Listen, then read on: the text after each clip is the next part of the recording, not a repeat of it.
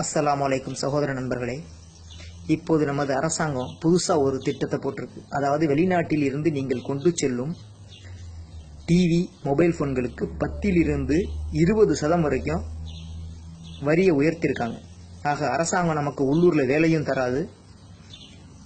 நீங்கள் உங்கள் தாய்நாட்டை பிரிந்து வெளிநாட்டுக்கு வந்து சம்பாதிச்சிங்கன்னா நீங்கள் கொண்டு போகிற பொருள்லேருந்து வரிங்கிற பேரில் உங்கள்கிட்ட காசும் பிடுங்குது. இதுக்கு பதிலாக பேசாமல் ஏர்போர்ட்டில் ஒரு உண்டியலை வச்சுக்கிட்டா நாமளே நம்ம மனசுக்கு உகந்ததை ஏர்போர்ட்டில் போட்டு போயிடலாம். உண்டியலில் ஒரு நாட்டின் பொருளாதாரம்ங்கிறதே அந்நிய செலாவணிங்கிற நீங்களும் நானும் அனுப்புகிற பணத்தில் இருந்தால் அந்த பொருளாதாரமே நிர்ணயிக்கப்படுது. ஆனால் அப்படி குடும்பத்தையும் தாய் நாட்டையும் தாய் மண்ணையும் பிரிந்து வந்து நம்ம இங்கே லோன்னு கஷ்டப்பட்டு சம்பாதிச்சு அனுப்புகிற பணம் உள்ளூரில் இங்கே நீங்கள் வாயையும் வயிற்றையும் கட்டி சம்பாதிக்கிற பணம் உள்ளூரில் அங்கே செலவு பண்ணுறீங்க.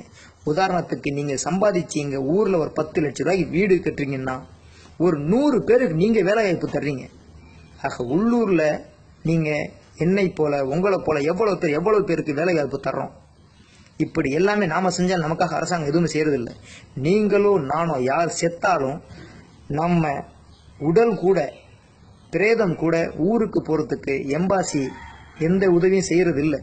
ஒரு சில இடங்களை தவிர, ஒரு சில அதிகாரிகளை தவிர மற்ற எல்லாருமே உதவி செய்ய வர்றதில்லை, முன் வர்றதில்லை. அவங்க கடமையாக இருந்தாலும் ஒரு சச்சின் டெண்டுல்கரோ விராட் கோலியோ யுவராஜ் சிங்கோ வெளிநாட்டில் நல்ல முறையில் விளையாடி ஒரு காரோ ஒரு பைக்கோ எந்த ஒரு பொருள் அவங்க பரிசு பொருளாக கொண்டு வந்தாலும் அதுக்கு வரி கிடையாது.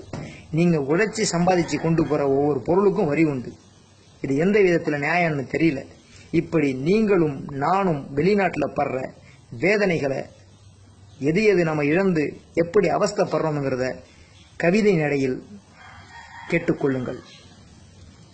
வெளிநாட்டு வேலையில் களைத்து இருக்கையில் துணிவு தர தந்தை இல்லை, ஓய்ந்து இருக்கையில் சாய்ந்து கொள்ள தாயும் இல்லை, இன்பமாய் இருக்கையில் அன்பு கொள்ள தாரம் இல்லை, கோபமாய் இருக்கையில் கொஞ்சி பேச குழந்தை இல்லை. இன்பமாய் இருக்கையில் அன்பு கொள்ள தாரம் இல்லை, கோபமாய் இருக்கையில் கொஞ்சி பேச குழந்தை இல்லை, ஏங்கி இருக்கையில் தாங்கிக் கொள்ள நட்பும் இல்லை, நல்ல உணவும் இல்லை, சொல்ல உறவும் இல்லை. இதையெல்லாம் விட்டுவிட்டு நான் வந்தேன் வெளிநாடு, என்னை அன்றி யார் அறிவார் இங்கு நான் படும் பாடு. இப்படிதான் நானும் சரி நீங்களும் சரி இங்கே அவஸ்தைப்பட்டு இருக்கோம்.